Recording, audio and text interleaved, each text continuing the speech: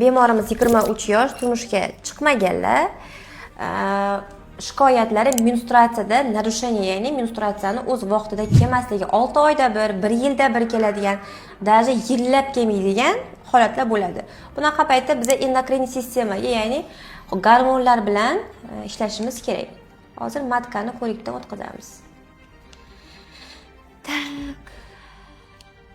Menstruatsiyangiz necha yoshda kelgansiz?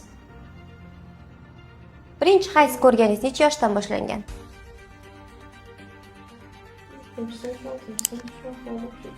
7-sinf norma emasdi. Qarang, normada qizlarga hozir tim bo'li уже reproduksiya ertaroq yetilyapti qizlar. 9 yoshdan даже boshlanadi ba'zi qizlarda.